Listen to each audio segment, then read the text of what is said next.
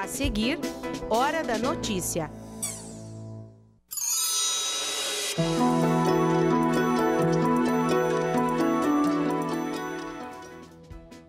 Os benefícios do tratamento com substâncias que vêm do canabidiol para ajudar quem sofre de convulsões. Esse foi tema de um encontro aqui em Passo Fundo. No estúdio, nós vamos conversar com o escritor do Prêmio Sesc de Literatura de 2017, João Meirelles Filho. O PF Soledade reinaugura sua brinquedoteca. Páscoa lembra chocolate, então hoje nós vamos apresentar algumas opções de doces saborosos e bem saudáveis. E ainda no quadro Acorde, o trabalho dos músicos Rafael Schmidt e Gabriel Selvagem. Hoje é sexta, 23 de março, é Hora da Notícia.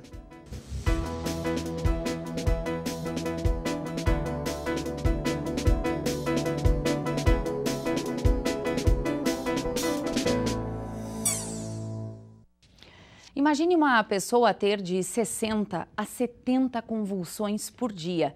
E em um prazo de 7 dias, isso se reduzirá no máximo 4 por semana. Olha, isso é possível graças a uma pesquisa que foi feita nos Estados Unidos à base de canabidiol, princípio ativo da planta cânhamo, uma espécie de prima da maconha. Aqui no Brasil, só em 2014 foi autorizado pelo Ministério da Saúde o uso de remédio à base dessa planta. Bem, uma clínica de Passo Fundo promoveu um simpósio sobre esse assunto. A iniciativa partiu daqui.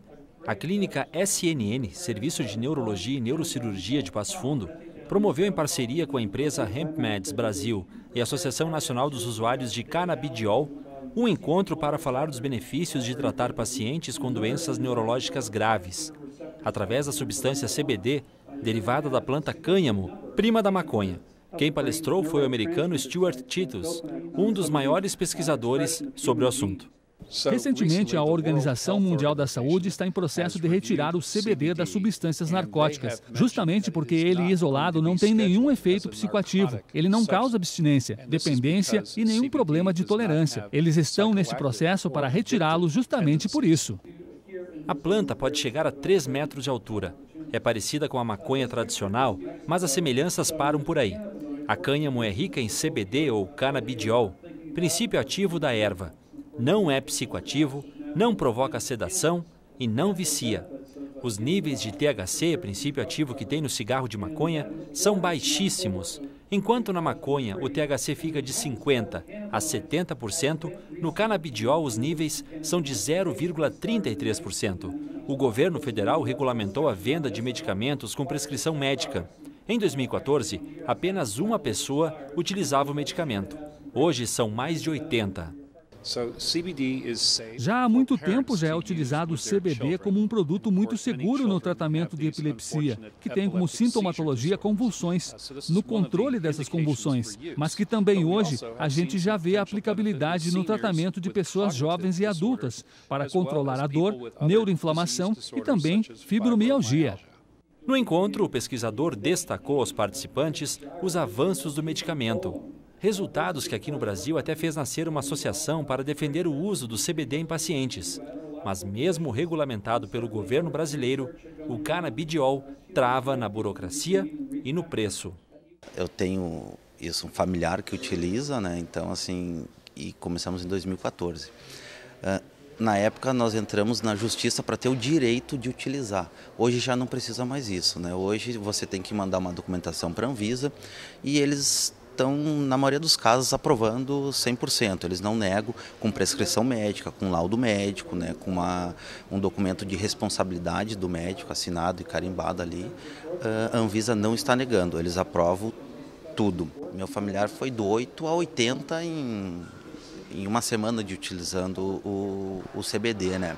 Ela tinha em torno de 60, 70 convulsões por dia. Hoje ela tem 3 a 4 por semana.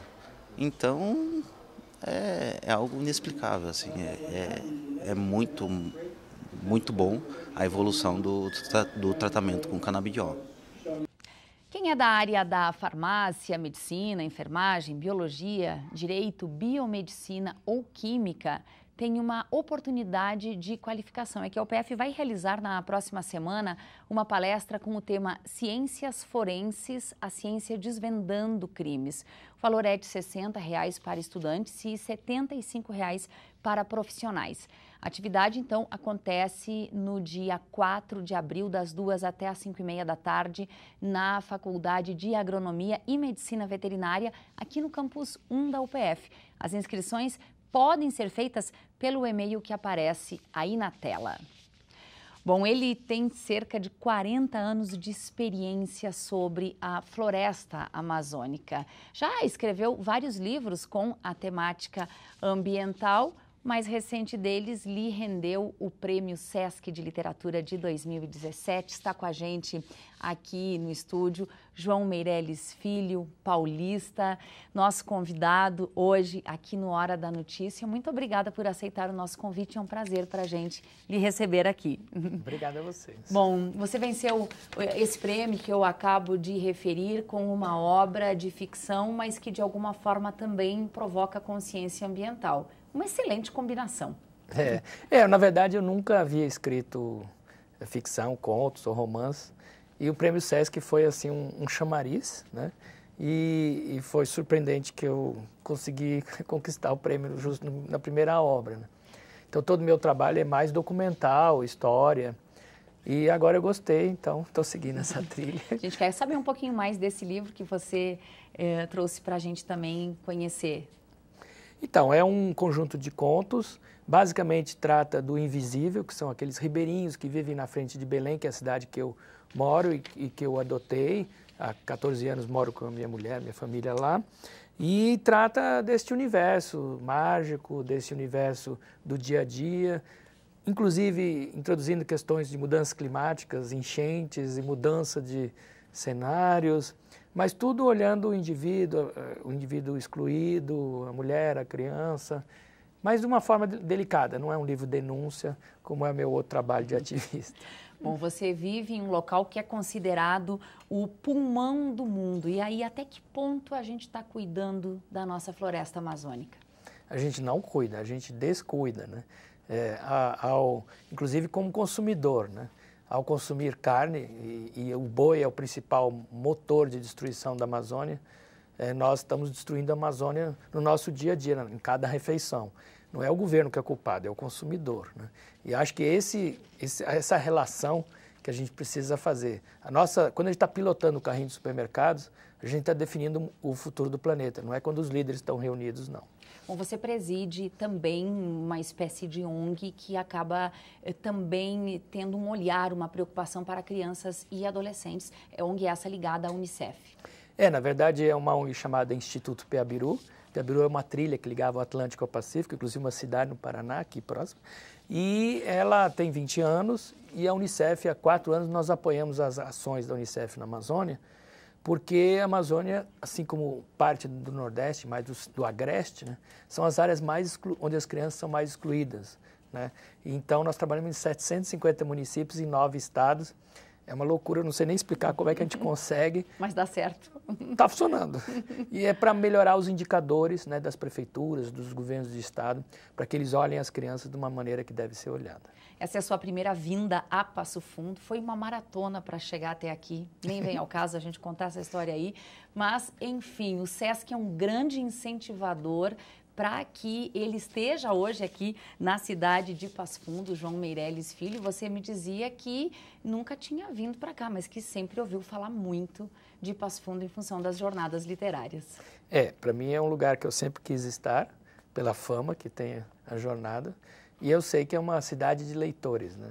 E isso, para quem escreve, é uma honra, porque a gente fica, às vezes, nos lugares que a gente trabalha, as pessoas nunca tinham visto um livro, né? A maior parte das crianças com quem a gente trata nunca folhearam um livro, né? Então é surpreendente, né, que a gente possa levar esse olhar de vocês aqui para o resto do Brasil, quem sabe fazer essa ponte de ponta a ponta do Brasil, né? Que bacana. E olha, são 2 atividades que o João Meirelles Filho participa hoje em Passo Fundo. À tarde, ele faz o encerramento de uma atividade com os agentes de leitura, que foram aquelas pessoas que se tornaram grandes multiplicadores da jornada de literatura no ano passado. E à noite, aí sim, numa atividade do programa de pós-graduação em letras, uma palestra aqui dentro da UPF, em que você vai falar sobre o abridor de letras, palavras e saberes da comunidade. Olha, muito obrigada pela sua presença aqui. Excelentes atividades hoje em Passo Fundo. Um bom retorno também. Obrigado a vocês pela carinho e atenção. Obrigada. Bom, na próxima semana o município de Soledade está de aniversário, as comemorações já começaram. Ontem foi reinaugurada a Brinquedoteca da UPF.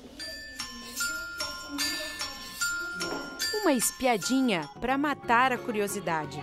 É que os alunos ainda não tinham visitado a Brinquedoteca depois da reforma. Eu gostei, foi a bolinha e o lugar para fazer as fantasias. Adorei bastante sobre as bonecas ali, eu gostei bastante. E você? Eu gostei bastante também das bonecas porque são muito divertidas e muito legais.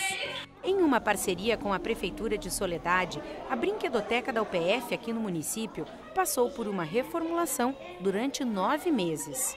Vai no sentido de estarmos com a universidade e a universidade com a Secretaria Municipal de Educação, no sentido de promover uma educação de mais qualidade ainda. Então, poder contar com esse espaço que será acessado, né, pelas crianças das escolas municipais, mas também pelos demais alunos do município de Soledade, nos deixa muito feliz.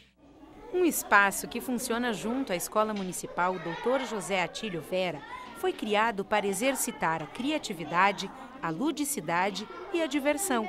E não precisa fazer muito esforço, basta entrar para voltar a ser criança.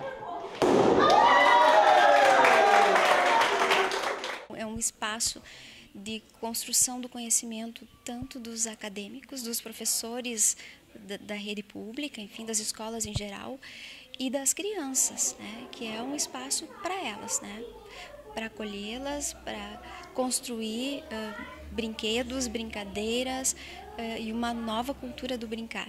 Nós também temos elementos para nós pensar como é que está a formação dos pedagogos. Nós também podemos aprender muito mais ouvindo as escolas, vendo como é que as manifestações das crianças estão se constituindo no nível das aprendizagens. As brinquedotecas espalhadas pelos campi da UPF em Passo Fundo, Carazinho, Lagoa Vermelha e Soledade fazem parte do programa de extensão Brinquedoteca Universitária, vinculado ao curso de pedagogia. A brinquedoteca ela acaba sendo um fórum, um laboratório, né, de aprendizagem e de ensino, e que muito nos apraz, nos mobiliza para cada vez mais, né, a Faculdade de Educação, o curso de Pedagogia e a Educação Básica, pensar em indicadores que podem colaborar para aprendizagens significativas e, ao mesmo tempo, melhorar a qualidade da educação básica, né, que é o nosso grande desafio brasileiro. Inaugurou hoje o estúdio de Pilates aqui da UPF. A Universidade de Passo Fundo é a primeira instituição de ensino superior do estado a ter um estúdio como método científico de formação. O espaço vai contar com bolsistas do curso de fisioterapia que vão dar aulas de Pilates nesse primeiro momento para os funcionários da universidade.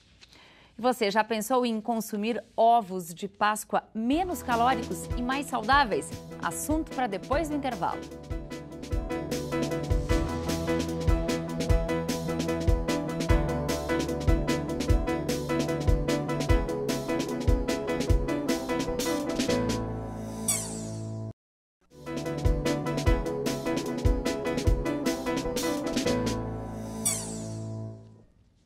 Com a Páscoa se aproximando, fica difícil fechar os olhos para tantas opções de doces e chocolates. Bom, parte desses produtos tem ingredientes que, quando consumidos em excesso, podem prejudicar a saúde. E aqui nós incluímos a gordura hidrogenada e o açúcar branco e refinado. Se você procura por alternativas nutritivas e funcionais, saiba que é possível sim passar a Páscoa fazendo uma opção por doces que não dispensam o chocolate e mesmo assim fazem bem para a saúde. Amigos açucarados, sim, eles existem e não estão apenas nas frutas, nos iogurtes naturais e na batata doce, por exemplo. Eles também estão no chocolate e podem ser incluídos sem culpa numa dieta saudável. O segredo está nos ingredientes que, para fazer bem, devem ser nutritivos e funcionais.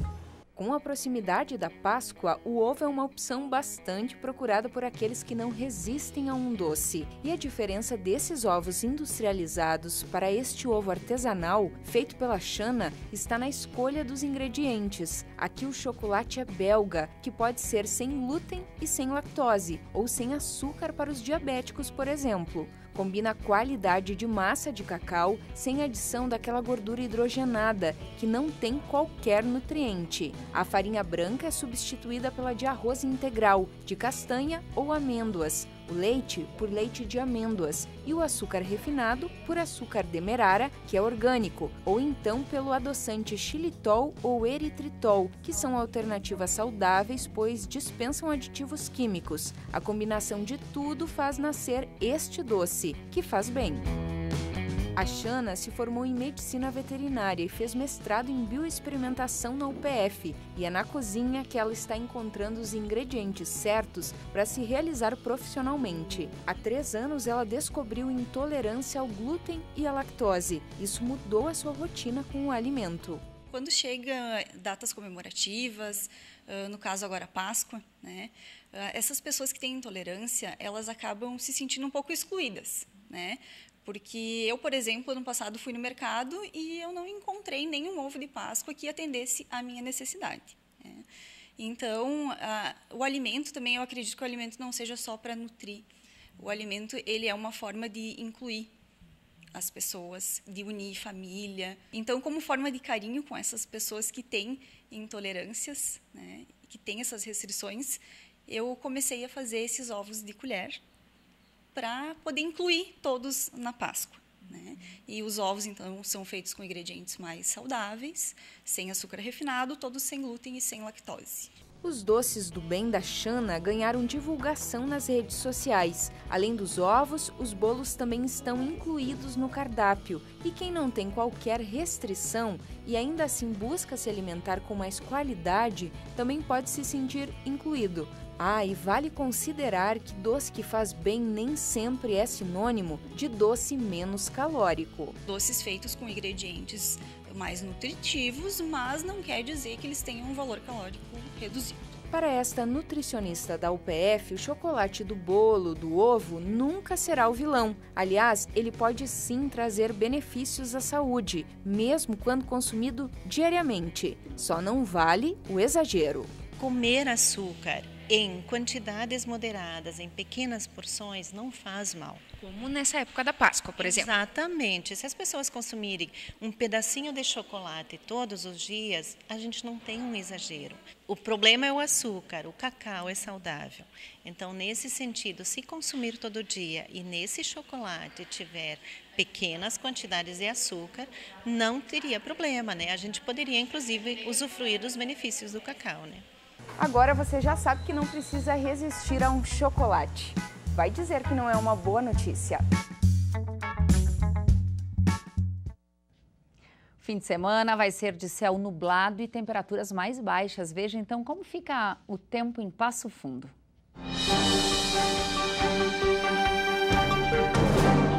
A previsão para o sábado é de muitas nuvens pela manhã e céu encoberto no decorrer do dia. Mínima de 21 graus, máxima de 29. O domingo permanece de céu encoberto, com pouco sol e não tem previsão de chuva. Mínima de 16, máxima de 24 graus.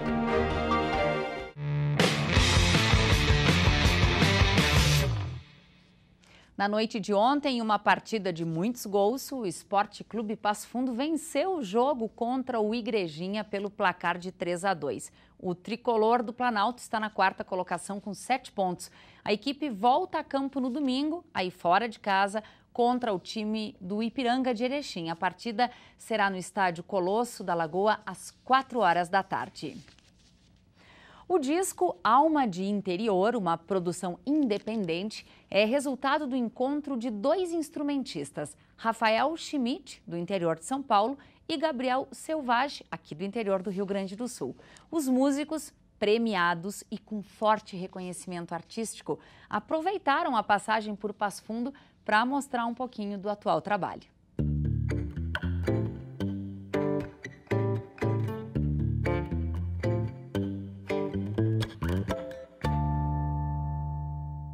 O encontro do violão de 6 cordas de Rafael Schmidt com o violão de 7 cordas de Gabriel Selvage deu origem a um trabalho. Esse trabalho resultou, então, em um espetáculo e também em um disco com composições autorais dos 2 instrumentistas.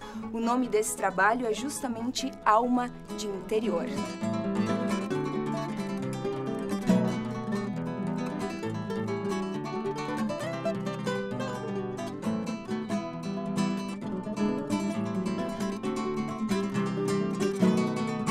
Músicos premiados com reconhecimento pelo potencial artístico, também por levarem a nossa música em diferentes partes do mundo e ainda pelas influências sonoras que carregam, também pelo estudo, pela dedicação, pela entrega à música. Bem, os nossos convidados do quadro Acorde de hoje são eles, Rafael e também Gabriel. Sejam muito bem-vindos.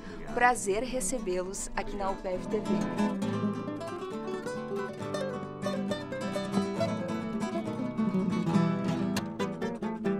Nós nos conhecemos em São Paulo, no centro de São Paulo. Eu fui fazer um show, o Gabriel foi me assistir. E a primeira pergunta que eu fiz pra ele, eu falei: "Você toca chamamé?" Ele falou: "Lógico." Nos arrancaram do camarim. E a gente trocando essa coisa, o Gabriel também é do interior daqui, e a gente trocando a nossa cultura, né, do interior, a nossa música. E de cara já deu certo, né? É muito engraçado como a gente é cada um do seu interior, mas a gente admira muito a cultura do outro, assim. O Rafa é apaixonado pela música gaúcha, e eu desde pequeno, muito por conta do meu padrasto, que é um amante da música sertaneja de raiz, assim, escutei a vida inteira e conheço muita coisa do que o Rafa tocou com os artistas que ele tocou, e sou apaixonado por essa música sertaneja de raiz, essa música caipira mesmo que eles têm lá no interior de Bragança, no interior de Minas Gerais, ali no interior de São Paulo. Então, quando a gente se conheceu, deu tudo certo. Tipo, um queria tocar a música do outro e aprender. E aí nasceu, então, a Alma de Interior. Contem um pouquinho desse trabalho. O Rafa é um grande compositor, tem músicas lindíssimas. E a gente foi fazer um show na casa dele, lá na cidade dele, em Bragança. E à tarde acabou compondo a música que deu nome a esse disco, Alma de Interior. E aí a gente começou a falar, pô, a gente podia gravar alguma coisa, enfim. A gente foi para um sítio no interior de Bragança lá e levamos o estúdio para lá. Só nós dois, eu levei um estúdio móvel para lá e a gente mesmo gravou, nós dois, a gente se microfonou. Algumas coisas a gente compôs lá e a gente arranjou o disco todo lá, né? Esse disco, inclusive, ele valoriza, então, as composições autorais de vocês, bem como também a produção independente.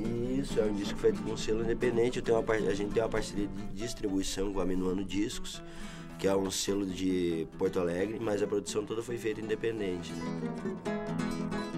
Na sexta a gente vai a Nova Prata, no sábado a Gramado e na segunda-feira em Porto Alegre. A gente vai fazer também em Porto Alegre na segunda-feira. A gente veio, tá sendo maravilhoso desde o início. A gente lançou em São Paulo, no interior de São Paulo, lançou no Rio também. Cada um tem a carreira independente, né? O Gabriel já tocou com tanta gente, sim, tem tanta coisa bonita aí. E eu acho que esse disco saiu, foi um encontro na hora certa, assim, do nosso amadurecimento e para onde a gente quer ir, né? A gente tá com o mesmo objetivo e a nossa música também, eu acho que tá nesse mesmo objetivo.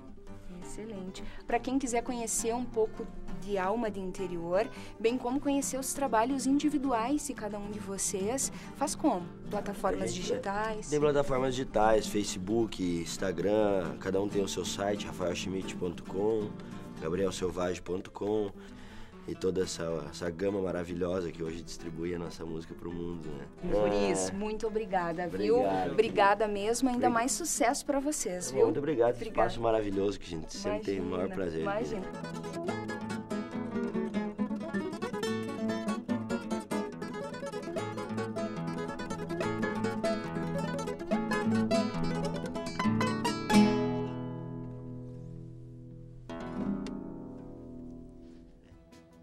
Essas foram as informações de hoje.